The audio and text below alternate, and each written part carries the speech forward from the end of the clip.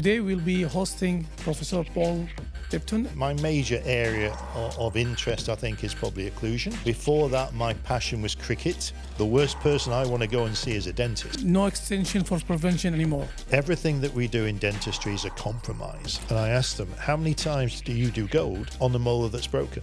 And they'll say, never. With the help of Google and other platforms, they start looking and they do their homework before coming to you. Yes. Why are we getting more occlusal disease? One word, stress.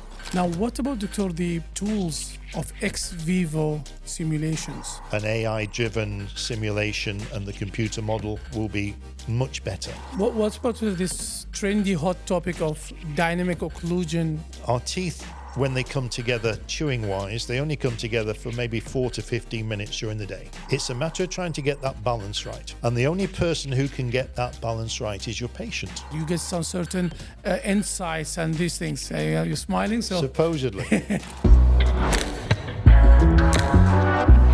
Hello, everyone. Dr. Khalil Karam. Dr. Khalil Karam is a digital transformation strategist. As a creator of the Moz concept in Fujairah, UAE, he integrates technology with aesthetic care to transform patient experiences, shaping the future of digital dentistry across the UAE. And today we'll be hosting Professor Paul Tipton.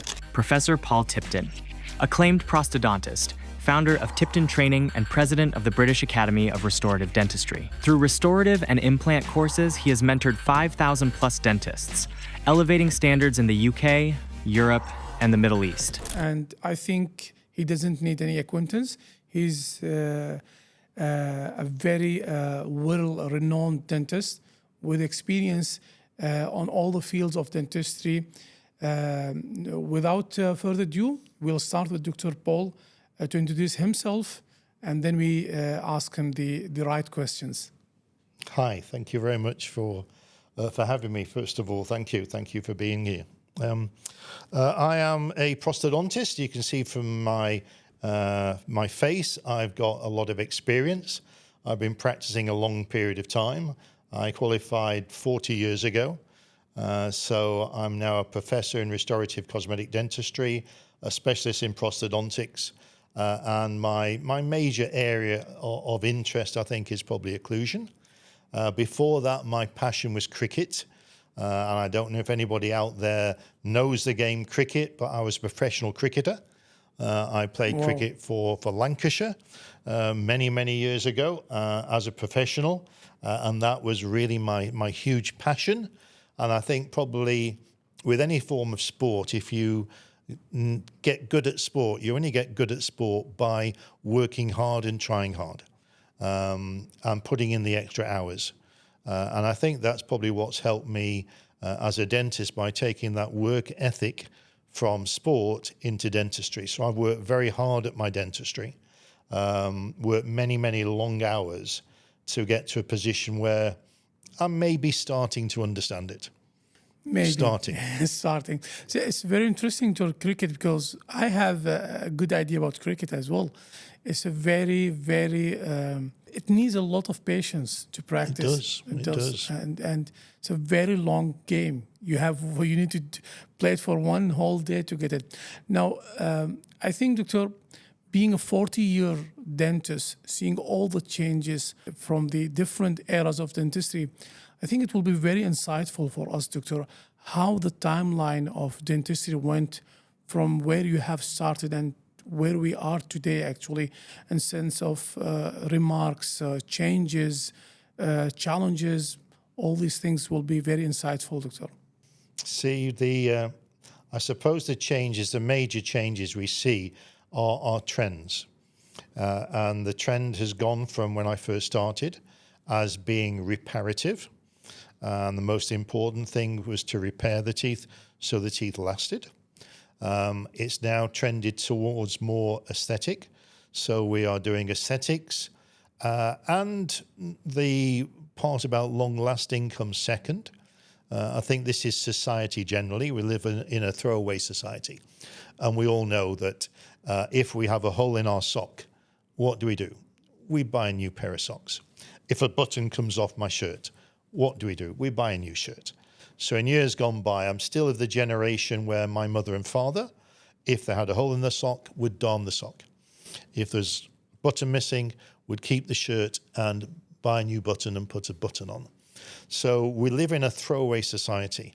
And I think that has also comes through into dentistry, whereby a lot of the trends are now for short-term dentistry that not necessarily lasts. And I see this a lot with composite bonding as a topic. Make the teeth look very, very nice now, but how long will that composite bonding last for? Maybe 5 years before it has to be redone again. And I don't know about you going to the dentist, but the worst person I want to go and see is a dentist. Yeah, of course. Okay, so if somebody can offer me a solution whereby I go and see the dentist and have work done every 20 or 30 years rather than every 4 or 5 years, then I would like to go and have that style of dentistry done. So we see the advent of composite bonding. We see the advent of aligner therapy and orthodontics becoming greater. It's more minimalistic. So there's nothing wrong in minimally invasive dentistry. But we have to go and look at the longevity of it. And I like to talk to my students about, for any restoration that they are going to do for a patient, okay, there are 3 factors that you need to get into that restoration when you're talking to a patient. You usually want your restoration to last as long as possible. You usually want your restoration to be aesthetic as possible. And you usually want your restoration to be as minimally invasive as possible. Those are 3 parts of the holy grail of doing restorative dentistry. So no extension for prevention anymore? No. Those 3 factors. And here's the crux. The crux is you cannot get those 3 factors into any restoration you do. So everything that we do in dentistry is a compromise. So we can't have the most minimal, which will last the longest, and be the most aesthetic. I'm sorry, there's not a restoration out there. If you think of one, then I will give you another restoration that will either be more aesthetic or last longer. So if we want the absolutely most minimal, most aesthetic, and longest lasting, it doesn't appear to be out there yet. Very interesting questions I'm going to ask you, sir. Are we seeing more of invasive dentistry now in sense of providing over-treatment in terms of doing aesthetic dentistry, or we are doing less invasive in sense of how big our cavities and our reductions are? Again, interesting point. I see differences in different areas of the world. So in the Middle East, I see much more heavily prepared teeth. I see much more emphasis on zirconia, much more emphasis on the aesthetic part as opposed to the minimal invasive. Back in my country, in the UK, I see a lot of emphasis on minimal invasive, and not necessarily that's a good thing, because minimally invasive usually means that it won't last, and therefore it has to be redone again and again. It's a matter of trying to get that balance right. And the only person who can get that balance right is your patient. And so we have to talk to patients. We have to talk to patients and ask them, what is the most important 2 factors out of those 3 I've discussed? Now, it's an interesting one. If I talk to dentists here, and during my lectures, we go through this, and I say you have an upper right molar tooth, MOD amalgam in it, and you've now broken the palatal cusp. What restoration do you want? And it can vary between, you can have a glass ornament, and some dentists will just say, put some glass ornament in there. We can have another amalgam, a bonded amalgam. We can put a very big composite in, okay? And we'll just make it so the box is a subgingival. We can go and put a zirconia crown on. We can put an Emax crown on. We can put an Emax onlay on there. We can put a PFM crown on. We can put a gold crown, gold 3/4 crown, gold 7/8 crown, gold onlay. So that's 11 restorations. All will have a different mix of longevity, aesthetics, and minimally invasiveness. And what comes to the fore more and more is, if I've got a class of 20 dentists there, probably 40% will go for gold. And I ask them, how many times do you do gold on a molar that's broken? And they'll say, never. And it's, well, why do you want it yourself, but you're not going to do it for other people? And the answer is usually, well, they don't want it. And what's the difference? The difference is you, the dentist, has got knowledge, understanding of dentistry, and has therefore chosen to go for gold. And we need to be educating our patients again, that our patients decide. So when we talk about those three factors, it does need a lot of explanation to the patient so that the patient understands which of those two factors are the most important for him. So I think now in this era, Doctor, it's a data-driven social life. We all are driven by the data. So I think communication is based on your data. You are communicating because people level of education is much higher than it used to be. And with the help of Google and other platforms, they start looking and they do their homework before coming to you. Yes. So I think having what I call a patient-specific communication to sustain a high level of practice is very important, and it needs to be supported by as well softwares and different management applications which can help you to maximize this level of communication. So as I know, Doctor, you are also in the economics part of dental businesses. I think it's very important to our young dentists, the Z generation, to understand this part very profoundly because that impacts their practice, their career growth as well. I think what you're discussing is success. Okay, and for me, success has been built on in the past and will continue to be built on in dentistry. 3 pillars of success. The first pillar is knowledge and theory. And unless you have good knowledge, good understanding, and the theory of dentistry, understand it inside out, then you're always going to have failures because you're making the wrong decisions. You don't know how to treatment plan. You're doing this rather than that. So I think the first pillar, which is an obvious one, you get taught this at dental school, but at dental school, what you get taught is a very low level of what you can be achieving once you go into practice, private practice. So that's the first. The second part, and this may be replaced in the future, but at the moment, the second part is your hand-eye coordination. Okay, to be a good quality dentist, you need to be able to prepare teeth, to do restorations. I'm talking now of a cosmetic surgeon, maybe not so much if you're going to be an oral surgeon or if you're going to be involved in endodontics or orthodontics, but I'm talking about my actual field of prosthodontics. You need to be good with your hands. So you need to develop good clinical skills with your hands. And you get that from going on courses again, learning from people doing practical procedures again and again and again. And the third part is then the business skills. And the business skills and the communication skills come hand in hand. And if you are only good at 2 of them and not any good at the business side or the communication side or the marketing side, you'll be one of the top dentists in the world, but you're sitting there going, nothing's there, and waiting for your patients to come. So you've also got to develop that side of your business, the business skills, the communication skills, the marketing skills. Question, so I think that you are the right person going to answer him.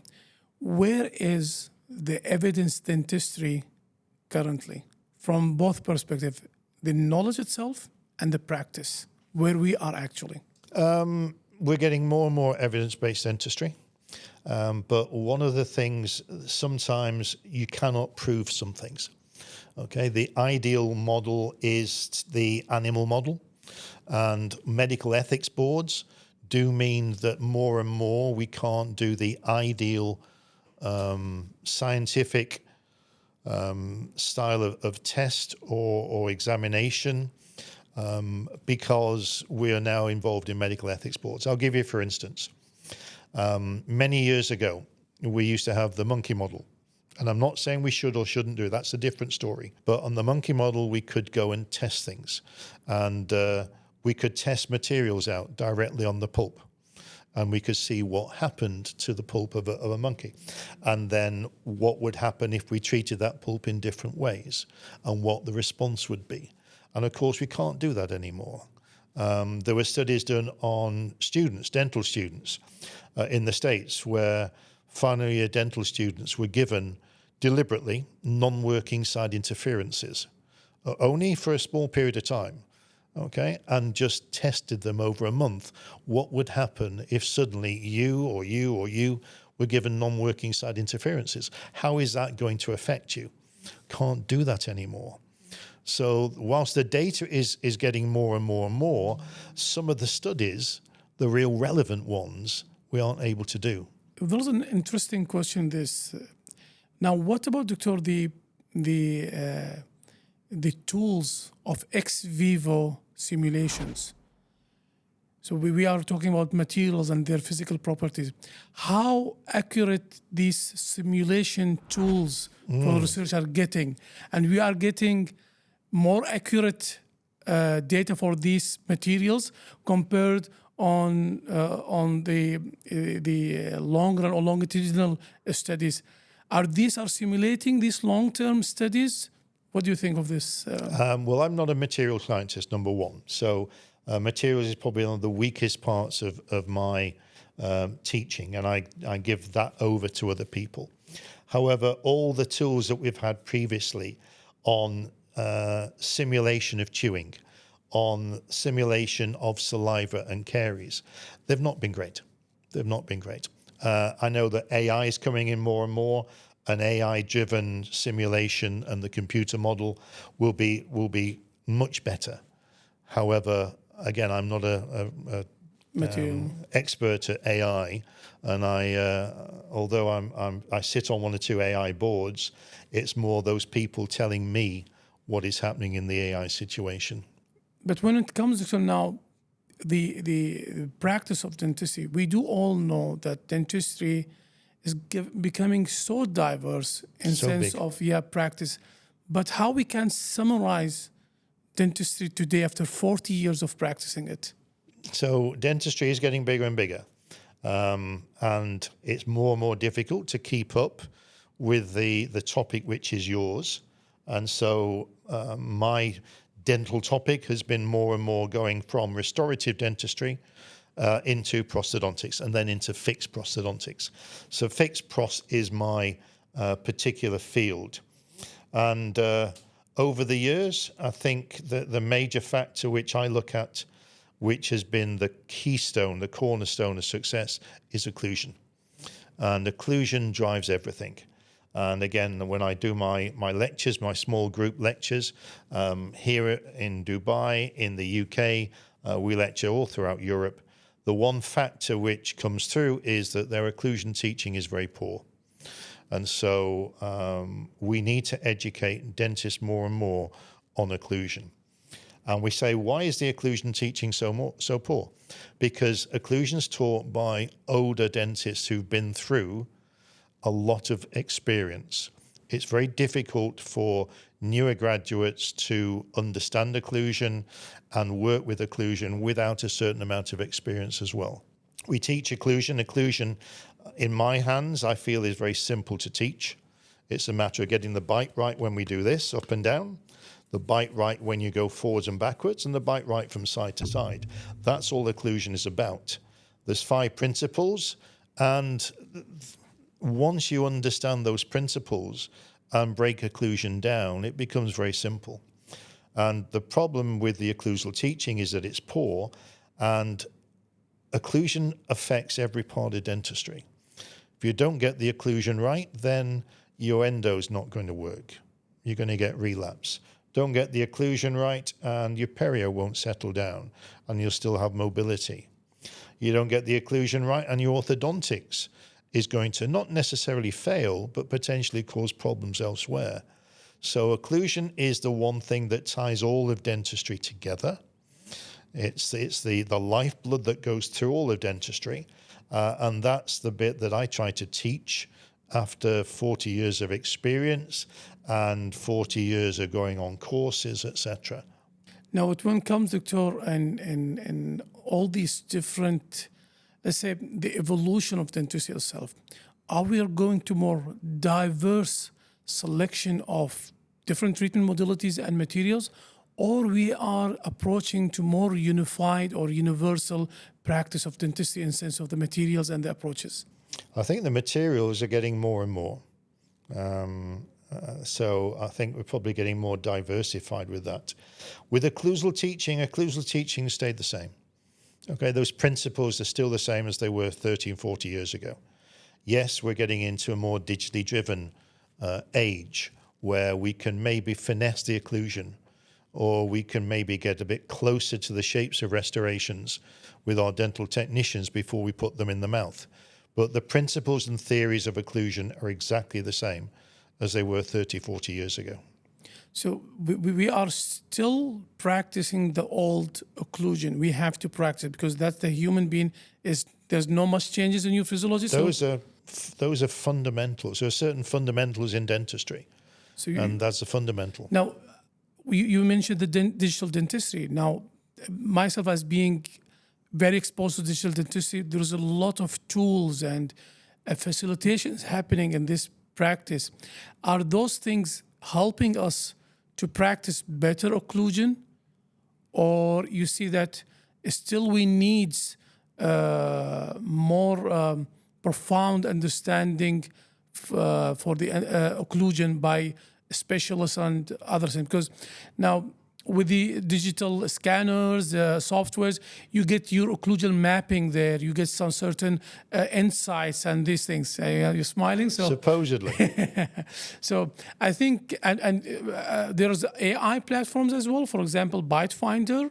So how do you feel that occlusion from the registration till adjustment is being captured by these digital means?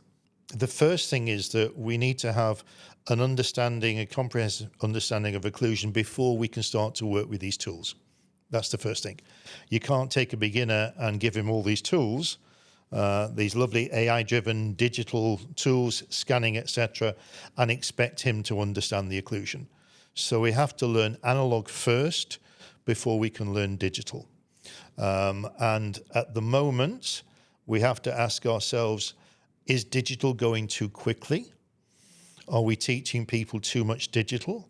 And from my point of view, I think, again, this is for most people. This is not for the extreme 1% or 2% of top-class prosthodontists in the country, in the world, who has all these tools and uses them. They would probably be just as good if they didn't have the tools. We're talking about the younger generation who is trying to find a way of working with occlusion. They've got to understand analog before they move on to digital. Now, a lot of the work that I see out there in our country, and again, I can only speak for the UK, probably similar elsewhere, average age of a dental technician. Give me an idea what you think. Average age of a dental technician in the UK. 50 maybe? 57. Okay. So what does that mean? That means that in 10 years' time, 5 years' time, those 57-year-olds will be dropping off the edge. And you have to say, who are the people coming forwards? The people coming forwards, again, have got great digital knowledge, but very limited knowledge in the mouth of the analog techniques. And therefore, if something does go wrong, as it can do with digital very easily, we've all had problems with our phones, with our laptops, etc., with bookings online. So these things happen. They don't have the experience to go and check to see if the end result is actually what we thought it was going to be. So it's the same thing with dentists. We have to understand the analog before we can go to the digital. And one of my problems that I see a lot is that the dental world is pushing digital. Scanners, for instance, okay, and I talk to my technicians and they say, yes, we can scan the bite. Okay, yes, you can scan intercuspal. Okay, what about, how do you place the models that you have, your digital models, how do you place those into your digital articulator? Now, we know that in order to do that, we need to have a digital facebow. Now, there are very few companies at the moment that have digital facebows. So I say to a lot of, I have a feedback from technicians who say, well, we put it sort of here. Now, of course, if you're not putting it into the right part in your digital articulator, then the angle of approach of your lower jaw to your top jaw is going to be wrong when you're close together, because you're starting from the wrong point. So your intercuspal is always going to have a slight problem in terms of premature contacts. It's like using a simple hinge articulator. So until we get to the stage where we have digital facebows throughout dentistry and we can use them, we still need to find this point here, terminal hinge axis. No, that's a very interesting question, statement, doctor. I have read articles where there is face scan driven alignment, yes, and you have a absolutely. CBCT driven alignment of your jaw. And the initial insights, they are very promising that we are good to very good alignment. But always the question is, even we do the best alignment, we take the patient or the human and we digitalize them. Still, we do how much reliable that occlusion in both static and dynamic is becoming. So when we talk about facially driven and doing scanning, facial scanning, that can get around it, and CBCTs, but we're talking about using occlusion for the masses. And again, the 1% to 2% who are doing that are getting good results. We need to look down and say, for the average dentist, it's very easy to take a facebow. And therefore, if you take a facebow, you're at least going to get your models put into the articulator, approximating to where terminal hinge axis is, which is your starting point for your restorative work by the dentist, by the dental technician. So that's our basic, okay? And until we have the digital facebow, then we can't do that. So the method that we teach, and remember, I'm not teaching the top 1% to 2%. I'm teaching the masses here how to do good dentistry, good. Okay, so the basic we teach is you take a facebow for your restorative work, you use a semi-adjustable articulator. That's the best way to get your restorations to a situation where they need the least amount of adjustment in the mouth. Okay, and so again, we are now waiting for digital facebows. In the meantime, therefore, we're doing our scanning, we're printing the models, we're using an analog facebow to put into an analog articulator, and then we're going to make digitally our restorations. So we're using a hybrid approach. It's a little bit like when Tesla and cars came out, everybody went and started to buy Teslas, okay, electric cars. And there was no chargers. Yeah, all problems. Now what's happened? Everybody seems to be more into the hybrid mode. Okay, the electric cars will come again, but everybody's into hybrid. And I liken the same thing with our digital analog dentistry. The digital has been pushed a little bit too far, come back just a pace and go into a hybrid approach where there's some digital and there's some analog, and that will give you day in, day out, for most dentists, the best. What's about this trendy hot topic of dynamic occlusion, digital dynamic occlusion? Dynamic occlusion is hugely important. And dynamic occlusion is important when we brux. So, our teeth, when they come together chewing-wise, they only come together for maybe 4 to 15 minutes during the day. Okay, so when you swallow, your teeth come together. When you're chewing, maybe there's the odd little path here, touch here and there. But when we brux at night time, then our teeth can come into contact for 3 to 4 hours. So the dynamic occlusion is when we brux.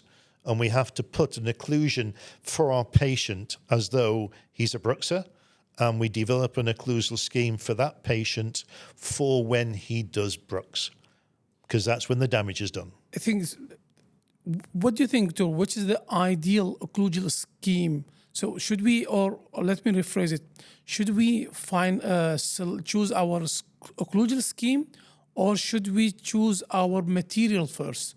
What comes first? Occlusal scheme, always occlusal scheme. Okay, because your occlusal scheme is basically saying, I want the temporomandibular joints to work with the muscles, to work with the periodontal ligaments, to then finally work with the teeth. Okay, so our starting point for any restorative work is your condyles. Okay, put your condyles either into the best position possible or into a position where the patient is comfortable and has been comfortable for a period of time. So our starting point is, do we work to what I would call retruded axis position or centric relation, and we take the condyles into that position first, or do we accept the patient's existing condylar position, which is the position that's dictated by intercuspal position? Our problem with most dentists is that they think they're working to intercuspal position, but because they don't record that position and work to it more accurately, then intercuspal position moves, and as intercuspal position moves, the condyle starts to move. Very interesting question, because I'm starting seeing these things a lot of my patients, doctor. Are we seeing a lot of premature interference in the central relation because of the stress-related TM deviation in the occlusion? Because we always do the especially myself. It comes very often when you do the posterior tooth preparation, and you did your all depth, guys, everything, and you come to take the bite, the reduction is gone, and it's getting more and more often, unfortunately. So are we seeing these central relation interferences more? Well, I think we're seeing occlusal problems more and more. So in the UK, the survey was done fairly recently, and it showed that occlusal disease, inverted commas, was more prevalent than decay and periodontal disease. Okay, and again, I ask my dentists, wherever I am in the world, I go through a series of signs and symptoms of occlusal, inverted commas, disease, such as temporomandibular joints, clicking, popping, or pain, muscular pains, headaches, tooth wear, tooth fracture, restorations wear, restorations fracture, periodontal mobility or recession where we have no periodontal disease. And I ask them all, and I'll ask anybody listening here now who's a dentist, is think about your adult population that you see in your practice, and what percentage of your adult population have any of those signs and symptoms. Now, the usual response I get is somewhere between about 70 and 90%. 70 to 90% of your patients don't have periodontal disease. 70 to 90% of your patients don't have caries, unless we are living in maybe a different country to the ones we're talking about here. And so it's the most prevalent. And therefore, we are getting more occlusal disease. Why are we getting more occlusal disease? One word: stress. Stress. I think there's one final thing we need to highlight it: the cranial cervical adjustments emergence and how it interacts with our occlusion. Because now everyone is bragging about it and giving it in their occlusion courses. So yeah, they may be giving it in occlusal courses, but again, I'll come down to basics. Get your masticatory system right first of all. Okay, other joints, other issues, breathing difficulties, those are fine. Do those afterwards, but get your masticatory system working well. And the masticatory systems comprise, as we know, of jaw joints, muscles, periodontal ligaments, and teeth. So basics of starting anybody's restorative work is choose your condylar position. And that's based simply on 4 aspects. It's based on the patient's slide, from retruded contact position to intercuspal position. Is it a large vertical? Is it a large horizontal? Next one is the stability of intercuspal position. You can't work to intercuspal position unless it's stable. Third one, signs and symptoms of temporomandibular joint problems or wear. And the fourth one is the amount of restorations you're going to do. Those 4 factors will determine whether you should work reorganized, we call it, around RAP, or conformatively around ICP. Once you've chosen your condylar position, okay, then we must stick to it, and we have to work rigidly to that position. And what we must not do is let the condyles just move and drift. I mean, is there any objective way, doctor, of registering your CR, your best condylar position? Absolutely, lots and lots of ways. And we teach it on our courses all the time. You know that you're on CR or RAP by a door there. You open and close a door. You know what it feels like to open and close the door. It's a hinge. Okay? And the second part is that you are opening and closing the door. So it's the same thing here. We take a position of our fingers, that's the dorsum bimanual manipulation position. We take that position and we bimanually start to move the condyle up and down. And once we feel this muscular release and we feel the joint moving and we feel as though we are managing that movement and it's hinging, then we're in RAP or centric relation. And that's been reproducible for 40 years. The trouble is, who's teaching it? Who is teaching that? And the other secondary part of it, and again, I have this when I teach students, this is not dentistry. As far as they're aware, what is dentistry? Dentistry is drilling teeth. Dentistry is putting fillings in teeth. I'm now trying to teach them something which is more orthopedics, chiropractor, physiotherapy. But we've got to learn that particular part, which is not taught at university, to be able to get our starting point if we want to work reorganized. If we don't, we just want to work conformatively, forget it. Don't bother manipulating mandibles. But in that instance, you're going to be treating a lot of patients the wrong way. Dr. Tipton, thank you very much for wonderful insights. Thank you, everyone, for watching NextDental podcast series. And we hope we can see you with more of about dentistry. Want to use AI in your clinic? Try Remedico EMR, sponsor of this episode. They are pioneering AI for dental clinics. Go to remedico.app and request a free demo now. Remedico, software for modern dental clinics powered by AI. Hey, and don't miss next episode. Search NextDental one word, no spaces on all major podcast platforms, and click subscribe.